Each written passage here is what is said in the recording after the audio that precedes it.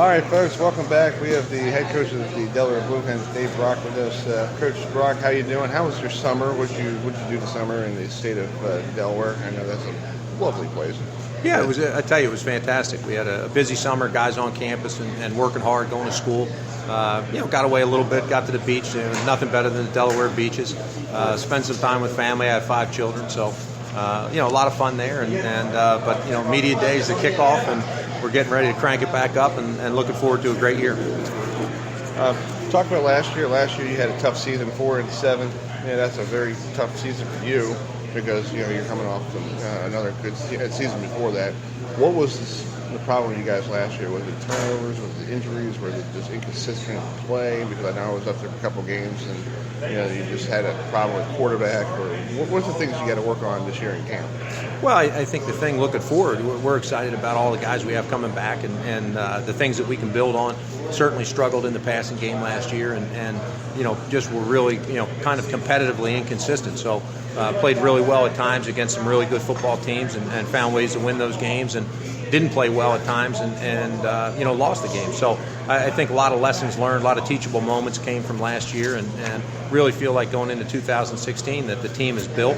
I think we're ready to rock and roll, and again, love the guys we have coming back. Top 25 defense in every category. Everybody's back, and looking to go from good to great on defense, and offensively, the run game was in the top 20 in the nation. We're looking to improve on that, and then had a great spring. The quarterbacks really performed well. The passing game will be cranked up, and again, we're looking forward to having a great year. Well, this year you're going to take on Wake Forest. Last year you took on the Coastal Division champs, North Carolina, in the ACC, and you guys ran up the football on them. You got 200 yards running against that good North Carolina defense. What are you going to do this year against another good defense in the ACC in Wake Forest with Dave Colson, who used to be in Richmond and Bowling Green? So what do you think that matchup is going to be like? Well, I think the fans and certainly the players, everybody loves playing that FBS game. Certainly our focus is the CAA and trying to be the best team in the best league in the country. But, in terms of that game, we're going to look to go down there and be very competitive. We're going to have a group of guys who've played at the University of North Carolina last year. Again, 95% of our team's back and have those experiences. So really looking forward to it. Our focus right now is on Thursday night at 7 o'clock at Delaware Stadium against Delaware State. And again, excited to kick it off, and great way to start today. Just tell me a couple things that you're going to do for this season that you can improve on compared to last season. Well, I think starting defensively, really felt like we came together last year and ended up in the top 25 in the country in just about every category: total defense, rushing defense, scoring defense. Our thought process there is we want to go from good to great. We want to become a dominant defensive football team. Every single player's back in our back 7. We have 4 redshirted defensive linemen. We have 7 guys who played for us on the D-line coming back. So we're really, really excited about the things that we can do defensively. Special teams, we think we're going to have a great opportunity to be fantastic there. More athletes, big, fast, strong guys than we've ever had. Offensively, our commitment to running the ball is going to be similar to what it's been, and want to improve on 17th in the country, which we were last year. And then really it's about fixing the passing game. So I'm energized. I'm coaching the quarterbacks. I had a ball this spring working with the offensive staff and being back involved, hands-on, with those players, and just really looking forward to getting out on the practice field on August 5th. So tell me what it's going to take when you guys do go to play Wake Forest on the 17th. What's it going to take to beat an ACC team? Well, I think anytime you're playing an FBS game, you need to play a very clean game. You need to stay healthy. You need to take care of the football. You need to do all the things you need to do to win a regular game, and then you probably need to play a little bit better. You probably need a break here or there, a bounce of the ball here or there. But again, it's going to be a lot of fun, and I know a lot of people's focus is certainly on that FBS game, but our focus is squarely on the CAA conference and our opener against Delaware State. With your newcomers this year coming into the program, what all the players you have, is there one player that's going to stand out for you in the new batch you're coming in? Well, I think a transfer from Penn State, Troy Reeder, was with us in the spring.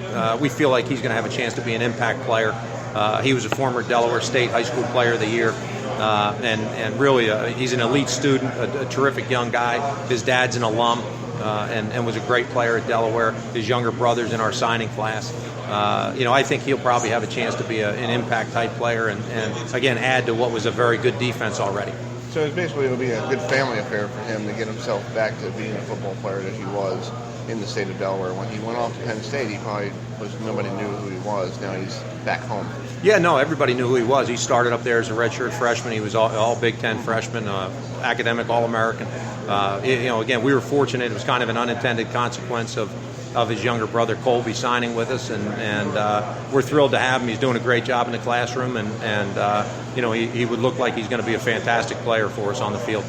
Well, Coach Dave, I know you got a lot of people who'd like to speak to you this morning. I appreciate you taking some time to stop by the table here, and I hope to talk to you more during the season, and hoping I'll make a trip to Newark. It's only 25,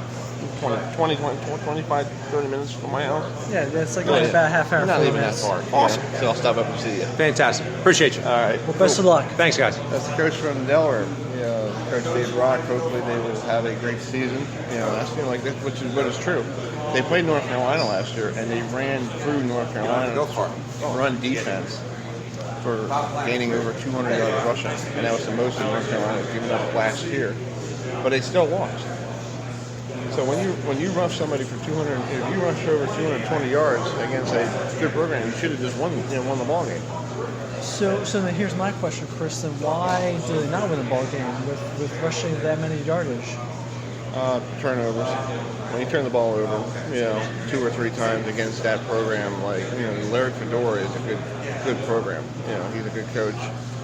He's turning that program in North Carolina away. And I talked to him last week down there in Charlotte and asked him with all the distractions with the NCAA and all that stuff finally behind him, he feels like he could actually get the classes that he needs, the groups, and get them better to get himself into, back to Charlotte for the ACC championship or go to a national playoff game.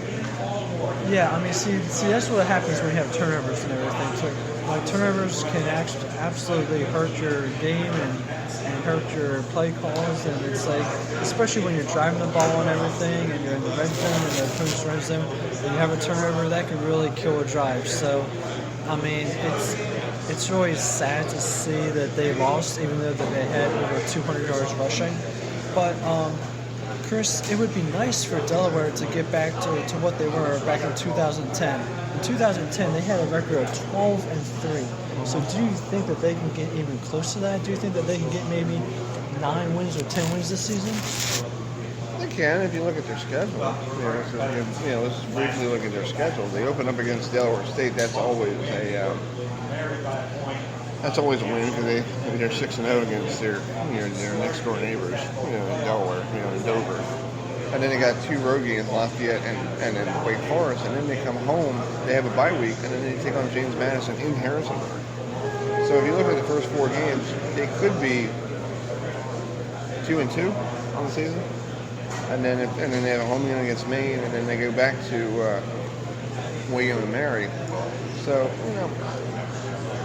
but I think the last game of the year, November 19th against Villanova, I think that's going to be a big game because that's a last game for Coach Talley against their rival and from Villanova, and it's going to be an emotional game because it's almost like when Bobby Bowden left after the Gator Bowl, and Luke Holtz leaving after the leaving Notre Dame after one of the bowl games he had, and I just think it's hard. It's going to be an emotional game. We'll see who's going to be on top. So. Yeah, I mean, I totally agree with you. I definitely see within the first 4 games that they could possibly be either 2-2 or maybe even 3-1. That Wake Forest game, I'm very interested to see how they're going to play against them this year. Since last season they played against North Carolina and they ran up 200 yards. I'm wondering if Wake Forest is going to watch some video on that and take some things from that video to stop Delaware's rushing attack. So it'll be interesting to see how both of these teams play, Wake Forest and Delaware, and that would be a big-time game. That's true. Well, we're going to take a break here. When we come back, we hopefully have more coaches and players stopping by here. Hopefully we'll get Towson to stop by. We'll see if we can grab somebody from Elon College. I want to speak to Elon about that situation down there in the Carolinas with that whole House 2 bill. Because a lot of teams are changing their plans because of that. We just saw last week with the NCAA, with the NBA getting rid of the All-Star game down there because of the situation. So we'll see what other teams are doing because the NCAA is looking into other options for other things. So that's a hot topic right there. So we're going to take a timeout, and when we come back, we'll get some of the players and coaches here on Birmingham Sports Radio here on Speaker.com.